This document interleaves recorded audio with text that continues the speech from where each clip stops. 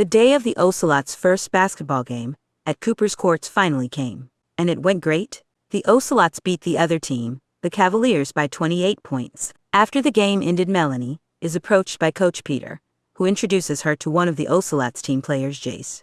Peter said that Jace really wanted to meet Melanie in person. He appreciated Melanie letting his team use her basketball court for their games. Melanie then gets a call from Linda. Linda informs Melanie the good news, that the house is now hers, and Kyle's to own and live in. Melanie is ecstatic about the news, and tells Kyle about it after hanging up. Jace looks back at Melanie and Kyle, and gives them a menacing stare while they are not looking. A couple days later, Melanie is moving her things with the help of Kyle, Taylor, Kendra, and Linda. Kendra gives Melanie the idea of throwing a housewarming party. Melanie likes the idea, and decided to throw the housewarming party the next night once everything was settled in the house. All of Melanie's friends, distant relatives, and her colleagues were invited to the housewarming party. The housewarming party happened the following night. Coach Peter also showed up with a couple of the players from the Ocelots, including Jace. Taylor saw Jace, and is beginning to have a crush on him. While nobody was looking, Jace poured a bottle of scotch into 2 cups, and put drugs into both of them. He then gave them both to Kyle and Melanie. During the conversation between Coach Peter, Melanie, Kyle, and Jace, Taylor asks Jace about how he became so successful. Jace tells them that he had to do it all on his own, and explains his childhood. Jace's dad left him, and his mother, when he was only 3 years old. Jace had an older sister in college, but she was unfortunately killed by a drunk driver when Jace was 15.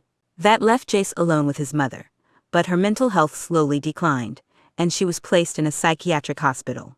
Melanie says that she's sorry for his loss, but Jace says it's fine. After saying goodbye to the guests, Melanie and Kyle start to feel drowsy, and they head to their bedroom. Once Jace was sure that they had both succumbed to the effects of the drug, he broke into the house and started looking around. Jace didn't steal anything, except for a framed photo of Kyle and Melanie, and one of Kyle's hoodies. When Jace returns to his home, he prints out a picture of himself, and then cuts off the head and places it on Kyle's body in the framed photo. It is then revealed that Jace has a room that's filled with photos of Melanie.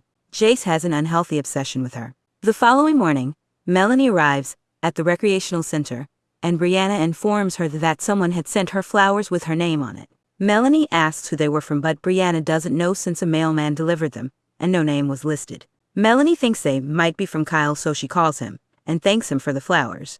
But Kyle has no idea what she's talking about. Brianna thinks that Melanie might have a secret admirer, but it didn't take long for Melanie to find out who this secret admirer was. Melanie goes for a short bathroom break, and runs into Jace. Jace asks Melanie if she liked the flowers. It was his way of saying thanks to letting his team use her court for the time being. Melanie appreciated the gift, and asked how he knew that tulips were her favorite flowers. Jace told Melanie that he knows everything about her, and she is instantly creeped out by this.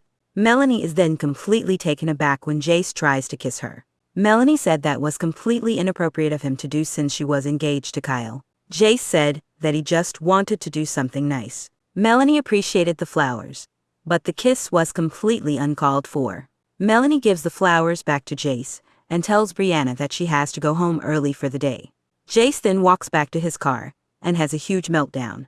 Melanie takes the rest of the day off to go on a run on a trail with Taylor and Kendra, and tells them what happened.